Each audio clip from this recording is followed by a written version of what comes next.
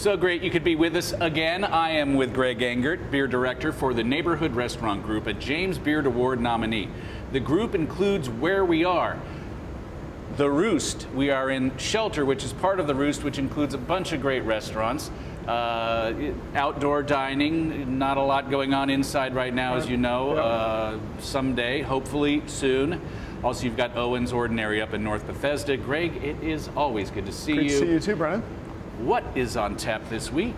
Well, you know, we love imported beer here at Shelter, but all throughout Neighborhood Restaurant Group, and we're always trying to balance the amazing amount of local and just American beer that's available to us with some classics that we think everyone should drink more of. And Schönramer is definitely one of those breweries. We've talked about the Helles in the past, and now we're talking about the Pils. It could be my favorite Pilsner in the world. So let's try this out.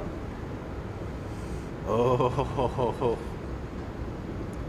It's the thing I love so much about the Schönramer Pils is that it is hoppier, aromatically on the palate, and more bitter than most German Pilsners out there. But it's by no means an India Pale Lager or something that's overdone. It's still using classic German hops and just tweaking up the bitterness and the hop intensity just enough where it's remarkably dry and refreshing and brisk. But nothing that's unrecognizable as a classic German Pilsner. I saw the name, and knowing of the brewery, I immediately wanted to be transported to Germany, and now it's 10 times that feeling. I know, like, it's so good. And we will get there one day. You know, we talked about this last time. Eric Toft is an American expat who's been the brewmaster here at Schönramer for the past 20 years. Comes from Wyoming, but he brewed in Belgium on his way to Germany. And so he brings a different mentality to German brewing than a lot of Germans have. And most German brewers are just brewing to style. You know, they're very methodical.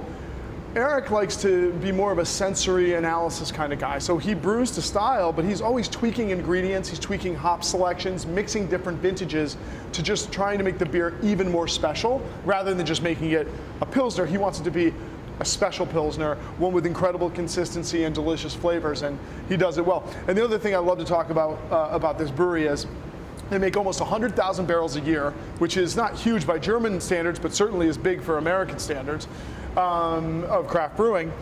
90% of that is consumed within 40 kilometers of this little village of Petting in southeast Germany, in Bavaria. And the village itself only has like 380 people in it. And then the other great thing is that if you work there, you get the equivalent of 56 six-packs of beer a month to take home. One worker gets 56 six-packs worth of beer.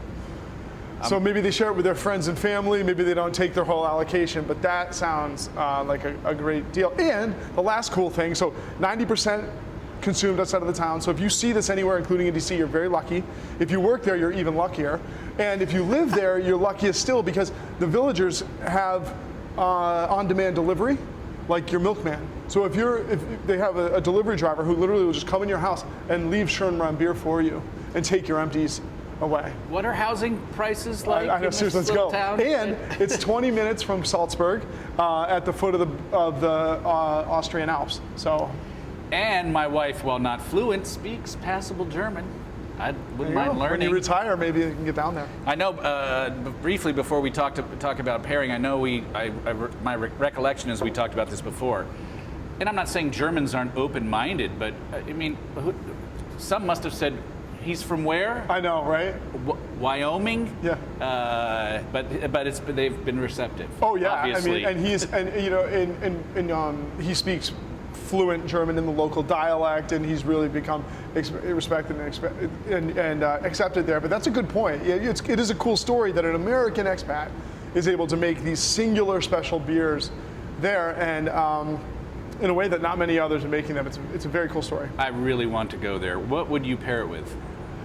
Maybe it's just, I've been on a sushi kick lately. We have an amazing sushi restaurant in the Roost called Akko. These kinds of pilsners with that pinpoint bitterness, herbal character, incredible with raw fish. The herbal notes are also great with anything that's got basil in it, so just like a standard basil mozz pizza. Sweet and spicy cuisines like Indian and Vietnamese are phenomenal with this. Classic German stuff, from sausages to schnitzel.